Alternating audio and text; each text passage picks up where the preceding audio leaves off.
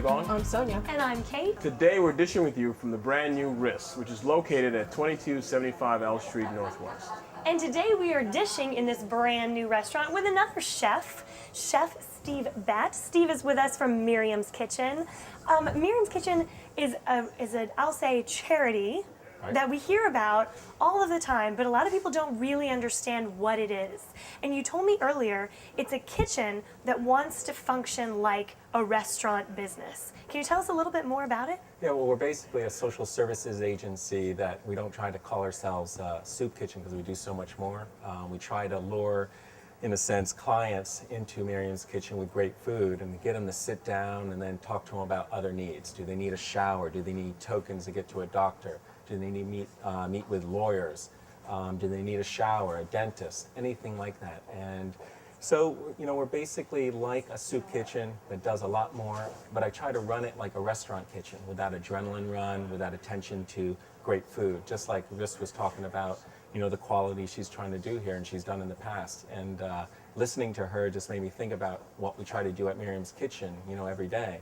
And, you know, it's funny, I'll yell at volunteers in the morning saying, would you spend a lot of money on this dish if you went to a restaurant? And they'll go, and they'll get all nervous. And I said, well, think of this dish as you paying a lot of money for it at a restaurant like Riss and focus in on it and put it like, make it like someone was coming into your house and you were presenting that lasagna or you were presenting that quiche or whatever dish it would be. So what kind of food do you provide to the people who come and eat at your restaurant? Well, essentially, we rely on donations of ingredients. We make everything homemade in-house. We hardly ever use any canned goods, frozen goods, anything like that. So the fun of it is just like Riss every day will come up with specials in a sense based on what is seasonal or in the market, you know, that time of the year. I'll look at the donations we get. We get donations from Whole Foods, from farmers markets, from hunters. We get venison, wow, from even people who go sport fishing with their friends, and we'll get what they catch, and they'll, you know, send it to Miriam's Kitchen, Costco, Trader Joe's, and so we can do so much for so little money. So, for example, tomorrow we're going to have omelets with bacon, cheddar, and mushrooms. We're also going to have a fresh vegetable salad, courtesy of the White House, because we were able to get a lot of produce from that garden at the end, and we're still using some of the stuff we got. We're going to have a fresh fruit salad. We're going to have home fries. We're going to have stone ground grits with cheddar cheese. We have cereal outside. We have a coffee, juice, and we're able to do all of that for $1.50 a head. For people who can't donate money or food but want to donate time, can they come in and cook or serve? Oh yeah, for I mean Kitchen? the fun of it is, I should never have a knife in my hands because it's the volunteer's kitchen. And when we plan on specials, what's great is I'll look at a volunteer and hear about their history, their heritage, and I'll say, hey, you know, do you want to make your grandmother's meatloaf? Do you want to make your dad's stir fry or whatever it is, or your own stir fry?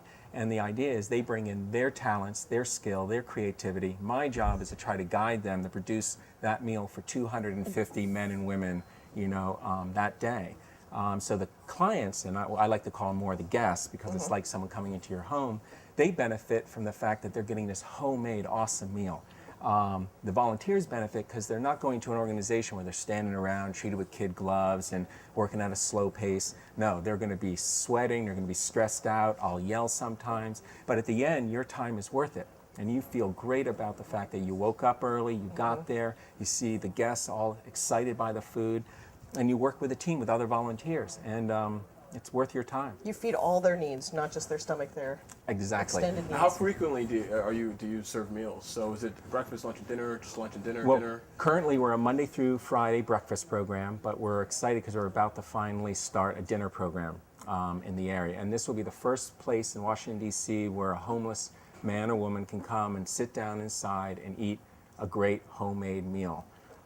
You know, right now the only options for someone who's homeless, not in a shelter, would be eating out of the cart, you know, the trucks that come to the parks, and they get maybe a hot soup, and maybe they get a peanut butter and jelly sandwich, but they're shivering in the cold, they're shivering in the rain, and they're trying to eat their soup. But this will be like a home that they can go to. Well, will your cost per meal for dinner be a little bit higher than breakfast? No, and it should actually be less, because I finally got to hire a new chef to run the dinner program. His name is John Murphy, and he's great. And his part of his job is to really go further than I've gone in terms of going to farmers markets and going to the hunters and going to people who are planning on going sport fishing, to approach more stores. We don't take prepared goods, like so someone can't say, hey, I have extra roasted chicken. You know, we have our own safety guidelines. But we'll take raw ingredients where the volunteers can kind of prepare the roast chicken and compare the homemade sweet potatoes, you know, mashed with honey and, you know, seasonings and whatever, anything under the sun we can do. Where'd you get your training from? Actually, I worked under a bunch of great chefs in New York, Boston, and DC, and they were high-end kitchens, and I saw, you know, this focus on great food. And what it was about was just attention to detail, attention to the ingredients. So why can't we take that concept and bring it to a soup kitchen, in a sense? What's so different? If you make a lasagna, if you make risotto, if you make a great beef stew, if you really break it down, you know, it's not very complicated. And you just slow the kitchen down in a sense and tell people, don't, you know, so many people are intimidated by like cookbooks.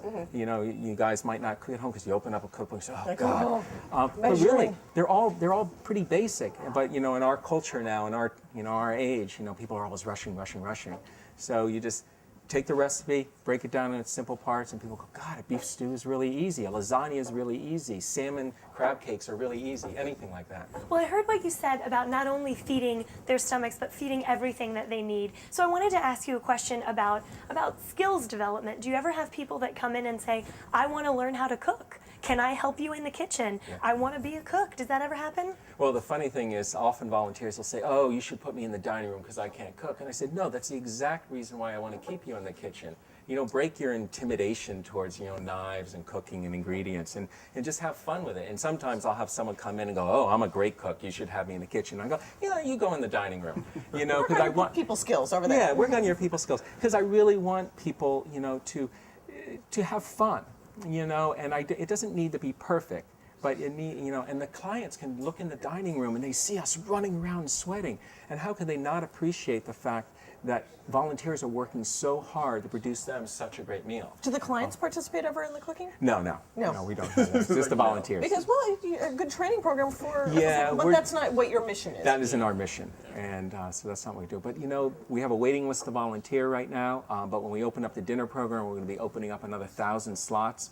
And I think within a couple months we'll have another waiting list because, you know, we want to be the best place in the city, you know, to volunteer. And I remember last year in the city paper, you know, we were voted the best place to volunteer. And it's because, you know, we push you and we challenge you and we empower you. And I can yell and volunteers yell back. And it's great because after volunteers have been coming for years, you know, it becomes family and it becomes their kitchen. And there isn't a week that goes by that someone doesn't email me and say, Steve, I don't think you're doing a good job with this. You should do this. That's great. Imagine, they're yelling at me. You know, they're very blunt. And that means they feel ownership in the place. And when you feel ownership, that means there's so many more people focused on quality. Well, we're showing this episode very close to Thanksgiving, and you are someone that we give thanks for every day, and Miriam's Kitchen is a place that we give thanks for every day. Thank you for your service to the community, and thank you for coming on with us. Thank you very much. And as always, thank you for joining us here on this episode of The District Dish.